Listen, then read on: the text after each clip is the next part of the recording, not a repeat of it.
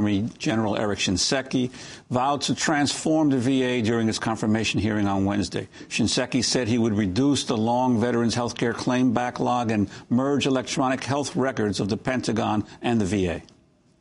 Through their service in uniform, veterans have sacrificed greatly, investing of themselves in the security, the safety, and the well-being of our nation.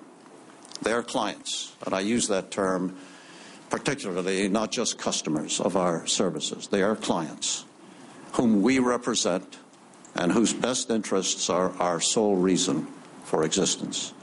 It is our charge to address their changing needs over time and across the full range of support that our government has committed to providing them. Second, results. At the end of each day, our true measure of success is the timeliness, the quality, and the consistency of services and support we provide to veterans.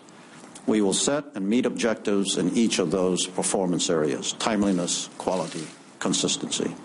During the hearing, Senator Daniel Inouye of Hawaii praised Shinseki for speaking truth to power in the lead-up to the Iraq War. In 2003, Defense Secretary Donald Rumsfeld essentially forced Shinseki out of the military for telling Congress that the U.S. would need several 100,000 soldiers to stabilize Iraq after the invasion.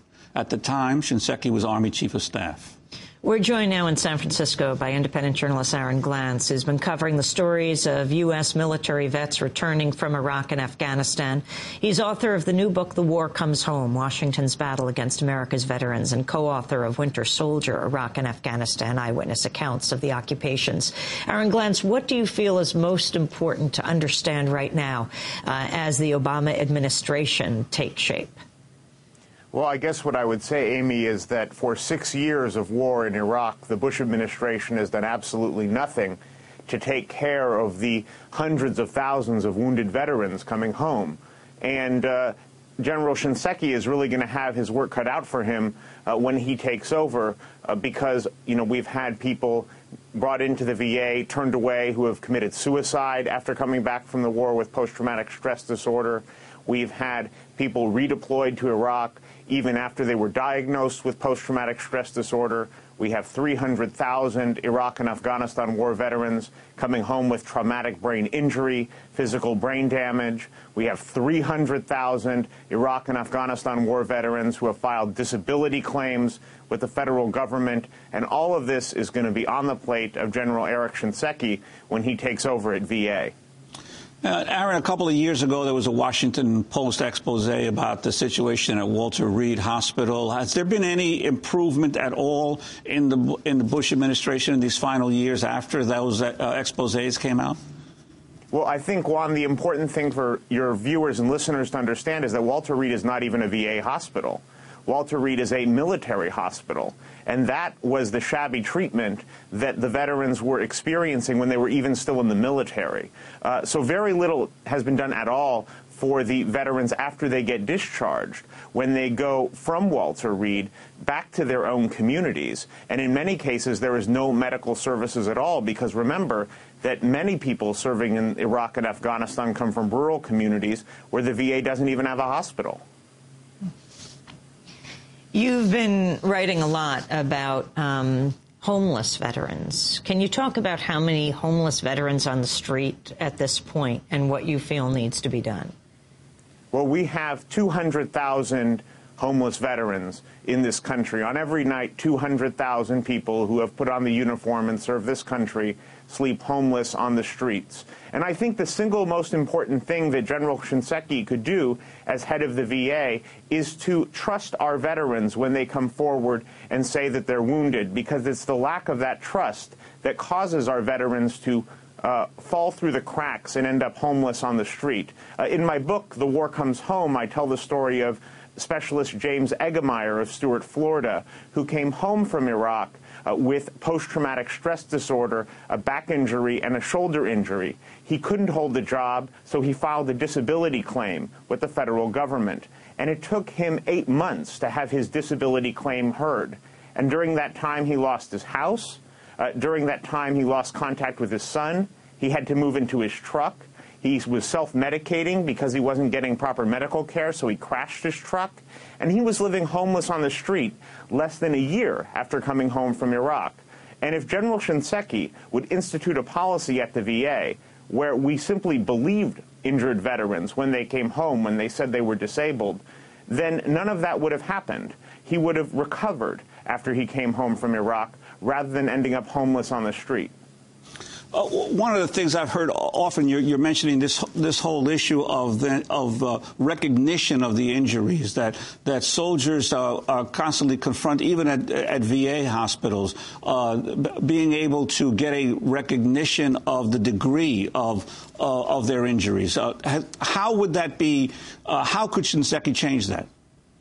Well, imagine that you come home from Iraq with post-traumatic stress disorder, a mental wound, or traumatic brain injury, physical brain damage often caused by a roadside bomb. The first thing that you have to do just to get in the door at the VA is to fill out a 26-page form where you substantiate exactly how you were wounded, where you get letters of support from your battle buddies, from your commanders. You subpoena your own Army records, often with the help of your congressperson, and you present to the VA a gigantic claim folder which they then sit on for an extended period of time. And that's just to get in the door. So we take our veterans when they're most wounded and most vulnerable and exploit them by making them fill out a mound of paperwork just to get in the door.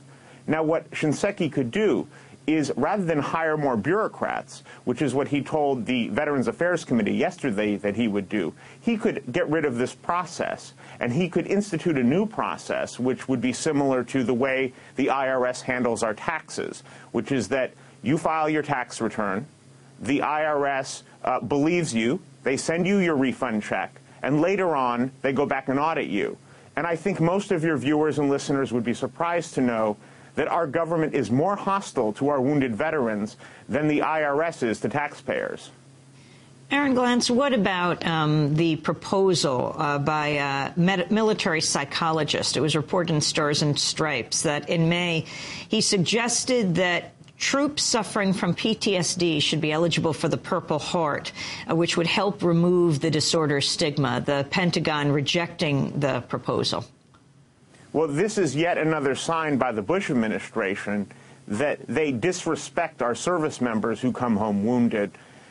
They didn't want to give the Purple Heart to people suffering from post-traumatic stress disorder because they were saying that a mental wound is different than a physical wound, which is a terrible thing, a terrible message for them to send, because the veterans coming home have trouble. You have trouble admitting that you have a problem. And now they're piling on top of that their refusal to admit on a systematic level from the government that PTSD is indeed an injury. One of the things that we hope, that I hope that General Shinseki will do is do a presumption of service connectedness for veterans suffering from PTSD. In other words, if you served in the wars in Iraq and Afghanistan, and you come home and you say that you have PTSD, that the VA should assume that you got that in the war, not from a auto accident, not from some experience growing up, but perhaps your experience seeing your buddies killed, or your experience killing an innocent civilian, that those might be the incidences that caused you to develop post-traumatic stress disorder. And I would be very hopeful that that would be a step that General Shinseki will take. But again, he wasn't asked about that either at the confirmation hearing yesterday. Now, in the last year or so, we've heard about the reports, at least finally documenting the existence of a Gulf War disease for the Gulf War veterans. What is going to be the impact in terms of VA treatment of Gulf War veterans? Well, this is another very important question. We are 17 years after the Persian Gulf War of 1991, and veterans of that war are still fighting to get disability compensation and health care. And for the last 17 years, up until about 2 months ago, the VA had said that Gulf War syndrome simply didn't exist, and they called it, quote-unquote, undiagnosed illness. And one problem with that is if you call it undiagnosed illness, then there's no way to treat it because you're pretty much throwing up your hands. So General Shinseki has said that he will invest more money into research of Gulf War illness and how to treat it, which is positive, a little bit late, 17 years after the fact. I think another question that we should be asking is, what is the quote-unquote Gulf War illness of the war that we're involved in right now? Is it our troops' exposure to depleted uranium, for example? Is it our troops' the pills that our troops were forced to take before they went into this war? Might those things have long-term effects on our Iraq and Afghanistan war veterans? Shouldn't we get ahead of the curve this time and not wait until 17 years after the war to begin to look at how to treat and compensate people who served in it? So these are all questions that I hope General Shinseki will look into.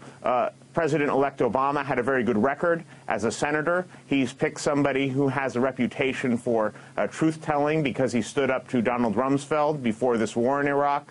But it's going to be a lot of work. And Shinseki and Obama are going to have